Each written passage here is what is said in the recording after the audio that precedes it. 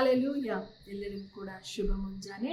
ಈ ದಿನದ ದೇವರ ವಾಕ್ಯ 140ನೇ ಅಧ್ಯಾಯದ 1ನೇ ವಾಕ್ಯದಲ್ಲಿ ಈ ರೀತಿ ನೋಡ್ತೇವೆ. ಯೆಹೋವನೇ, ಕೆಡುಕರಿಂದ ನನ್ನನ್ನು ಬಿಡಿಸು, ಬಲಾತ್ಕಾರಿಗಳಿಗೆ ತಪ್ಪಿಸಿ ಕಾಪಾಡು. ಹೌದು ಪ್ರಿಯರೇ, ದೇವರು ನಮ್ಮನ್ನ ಕೆಡುಕರಿಂದ ಬಿಡಿಸುವಂತವನಾಗಿದ್ದಾನೆ. ನಮಗೆ ಯಾವ ಮನುಷ್ಯರು ಯಾವ ರೀತಿ ಇರುತ್ತಾರೆ ಎಂಬುದಾಗಿ ತಿಳಿದಿರೋದಿಲ್ಲ ಪ್ರಿಯರೇ. ಯಾಕಂದ್ರೆ ಪ್ರತಿಯೊಬ್ಬ ಮನುಷ್ಯನು ಕೂಡ ಅನೇಕ ಮುಖಗಳನ್ನ ಹೊಂದಿರುವಂತವರಾಗಿರ್ತಾರೆ.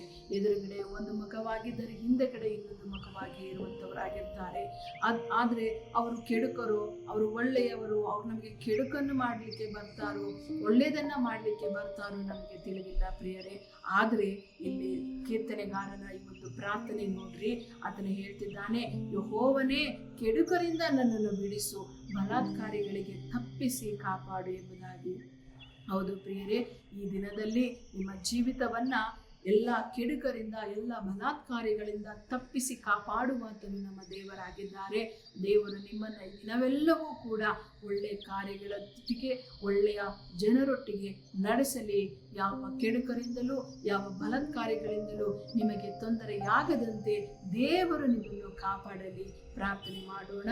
ಸ್ತೋತ್ರ ಕರ್ತನೆ, ಅಪ್ಪ, ನಿನ್ನ ವಾಕ್ಯದಲ್ಲಿ ಕೀರ್ತನೆಗಾರನ ಸ್ವಾಮಿ ಪ್ರಾರ್ಥನೆ ಮಾಡಿದ ಹಾಗೆಯೇ ಕರ್ತನೆ ಈ ದಿನದಲ್ಲಿಯೂ ಕೂಡ ನಾವು ಪ್ರಾರ್ಥನೆ ಮಾಡ್ತಿದ್ದೇವೆ. ನಿನ್ನ ಮಕ್ಕಳೆಲ್ಲರನ್ನು ಕೂಡ ಸ್ವಾಮಿ ಕೆಡುಕರಿಂದ ಕರ್ತನೆ ತಪ್ಪಿಸಿ ಬಲಾತ್ಕಾರಿಗಳಿಂದ ಕಾಪಾಡಬೇಕಾಗಿ ಪ್ರಾರ್ಥನೆ ಮಾಡ್ತಿದ್ದೇನೆ.